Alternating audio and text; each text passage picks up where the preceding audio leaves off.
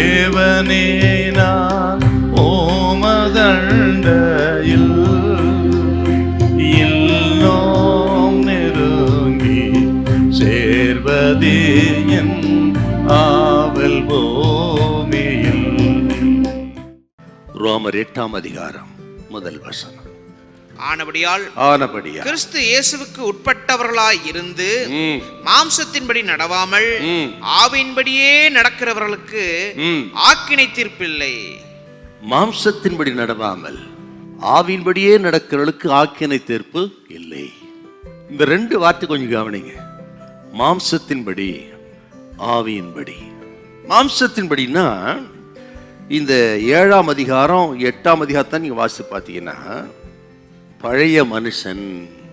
இந்த பழைய மனுஷன்னா 8ஆம் அதிகாரம் 5வது வசனம் மாம்சத்தின்படி சிந்திப்பது, தேவனுக்கு பிரியமாய் வாழ முடியாமல் இருப்பது 8வது வசனம். 6வது வசனம் மாம்ச சிந்தை மரணம். இப்படி மாம்சத்தின்படி சிந்திக்கிறது, வாழறது, முடிவு என்னாகும்? மரணம். 2வது வார்த்தைக்கு வருவோம், ஆவியின்படி. பழைய பாட்டு காலத்துல எபிரேயத்துல இந்த ஆவிங்கிறதுக்கு ரூஹா அப்படின்னு அர்த்தம். ரூஹா என்று சொன்னால் காற்று, பெரும் காற்று அப்படின்னு அர்த்தங்க. என்ன நடக்குது? நமக்குள்ளே நாம் விரும்புகிறத செய்யாமல் விரும்பாதே செய்கிற இந்த சுபாவங்கள், இது எல்லாம் எப்போ போகுதுன்னா ஆவி உள்ள வந்த பிறகு ரட்சிக்கப்படுகிறோம், ஞானஸ்தானம் பெறுகிறோம். ரட்சிப்பே பரிசுத்த ஆவியில் தான் நம்ம தூண்டப்பட்டு நடத்தப்படுகிறோம்.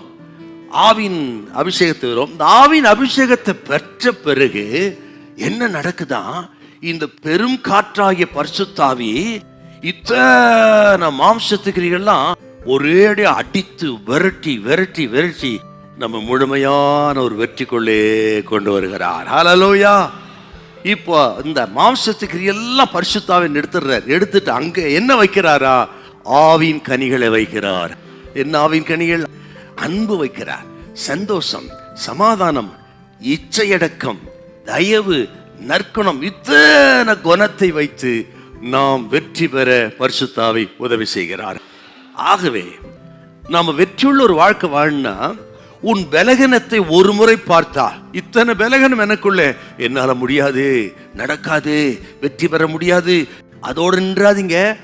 10 முறை இயேசுவை பாருங்க, அவரால் எல்லாம் கூடும். கண்டிப்பா ஆவிக்குரிய வாழ்க்கையில வெற்றி பெறணும்னு வாஞ்ச இல்லைன்னா நம்ம ரட்சிப்பு சந்தேகம். ஆகவே ஏதோ சில விதத்துல நீங்கள் பின்தங்கி இருக்கலாம், தோல்வி அடைந்து கொண்டு வரலாம்.